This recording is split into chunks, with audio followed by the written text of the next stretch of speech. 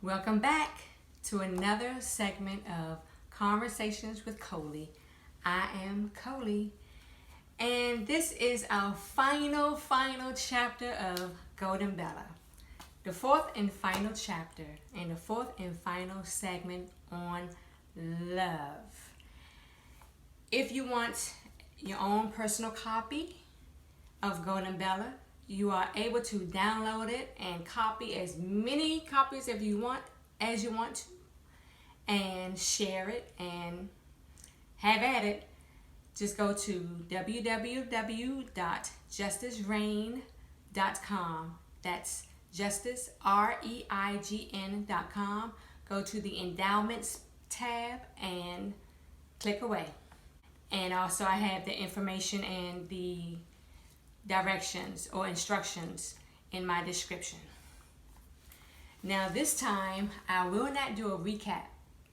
You just have to watch episodes 1 through 3 to see how lovely it can be.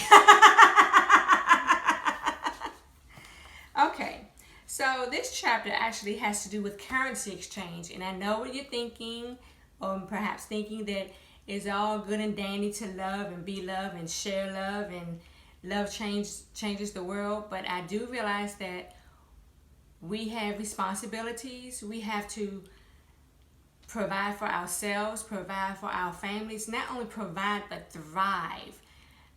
Who wants to live paycheck to paycheck and borrow from Peter to pay Paul? And I do understand. So that is why I put the fourth chapter, which is currency exchange. There is a particular flow that evokes the universe. Love is the only true currency. Currency exchange has certainly switched over time. Long ago, bartering was the mode of exchange. The barter system was where an individual possessed supplies of value and directly exchanged them for something of similar or greater value. The best component of the barter system was that the government was not involved. Afterwards, the gift economy, where altruism was reciprocal in communities, had a remarkable run. Years later, money emerged to address the needs of supply and demand. The government took control and made money a law-enforced tender. Among the materials that were, and in some cases still are, accepted as legal tender were bronze materials such as knives and spades, medieval coins, silver, gold, and banknotes or paper money. And today, cryptocurrency or digital money is in a strong position to overtake its predecessors. As mentioned earlier, man's way of thinking diminished significantly, and because of that, selfless attitudes surrendered to selfishness and greed. In our current monetary system, being in debt rules. We are baited to keep up good credit so that we qualify to owe. I certainly understand that there are systems in place and that we have to provide for ourselves and our families. I am so fully aware that the desire en masse is to have the so-called finer things in life. What if there is a way to obtain everything? Don't start. What are you doing? I don't believe you. Okay. What if there is a way to obtain everything we want to operate? What if there is a way to obtain everything we want by operating outside of man's bloodthirsty systems and beyond the man-made matrix? We can have astonishing love and riches without borrowing a single penny and without the dread of grinding just to make ends meet. If we had the courage to give relentlessly and unconditionally, only to receive from the greatest and most luxurious supply chain ever, the universe, then we will prosper in every area beyond our most elaborate dreams. Love gives. The universe knows each individual past the cellular level. It sees underlying motives and hidden agendas. It comprehends the workings of the brain and is intimate with the makings of the heart. We cannot fool the universe with counterfeit love and pretentious giving. Charity is not for public showboating and praise. Love gives. The universe is an eternal state of motion with love riding high on its wings, delivering royal fortunes to those who give out of the abundance of the heart. Love gives. Genuine giving is usually spontaneous. If we are open, opportunities for impromptu giving will appear. Love gives. Love births generosity. Give a smile, share a hug, lend a helping hand, be a supporter, provide food, share knowledge.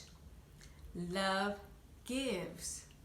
Love is the language of the universe, and because of that, love is the only true currency that has and will ever and forever exist. How do we weave ourselves from the fabric of the world system and thrive at the same time? With a burning desire, we give from the depths of our heart, lovingly, unconditionally, and privately. Have steadfast confidence in the benevolence and bestowments of wealth, because the universe has an endless supply on tap and awaits to lavish those whose heartbeat matches its rhythm. Which, by the way, shouldn't be hard to do because the universe is you. The end. Any questions today?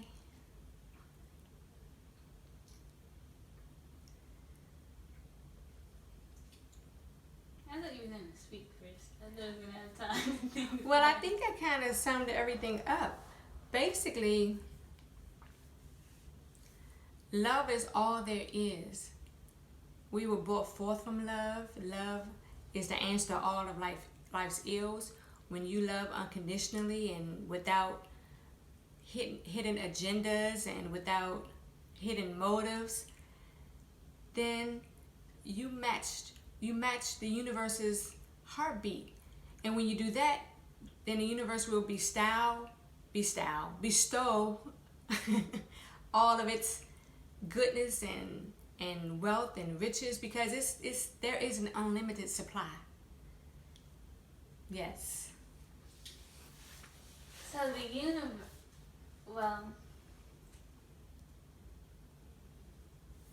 it sounds like the universe works outside of time. Mm-hmm. But in this monetary system, there are bills that need to be paid and food to eat through each time of the day. If I'm working on loving my entirety and matching the universe's rhythm, does the universe know the dates of my bills? Great question. So when you work on loving yourself and knowing yourself and doing everything that you know to do, or that everything that you feel led to do, when you're loving and you're being kind and you're getting to know you and your higher self and you're listening and you're doing all these things, meanwhile you have bills to be paid, you need clothing, you need food, and all I have to do is say trust. You have to trust that the universe knows. The universe got your back. The universe will provide, but you have to take that step. It's a saying that when you see an invisible bridge, when you trust that the bridge will appear when you take the first step, and it will, and it has. I've lived it. It's not easy. No one said it's going to be easy, but don't be hard on yourself. Do what you feel that you need to do, but I've come to the realization that I have to trust the universe, which is my higher self, because if nobody else got me, I got me. And if I can't do it physically, or things in this physical realm just aren't going like I want it to go, I don't have another choice but to trust in my invisible self, the invisible powers and of love and all that good stuff. And a way is always made. When I take a step, the bridge forms, and I eat, I'm clothed, bills are paid. I mean, it can come from out of nowhere, but that's my answer for that question. But also, not only will your bills be paid though, or that's kind of still like living day to day and not having an abundance. But it's like your heart muscle, it's like your arm muscle. You have to build, it's like building faith. You have to build it up. You know, just keep building, keep building, keep building. There's no ceiling. Just keep building up that faith and building that trust, and before you know it, you'll be thriving and sharing, and you're sharing your abundance. Your cup runneth over, you share the overflow, and it's like a fountain that's filling up a glass, and you don't turn the water off. That's how the flow is going to be, and out that overflow, you give, and it keeps filling up. So that's my answer. You good? Very good. Okay, so thank you for asking questions. So again, Golden Bella is a book about love, and it takes you on little twists and turns if you listen to the other segments. And I'm sorry, but it was a short book, so the segments were pretty short, and that's that. Until next time, it'll be another topic, totally another topic. Next time on Golden Bella. Next time on Conversations with Coley, I will see you then. Bye-bye.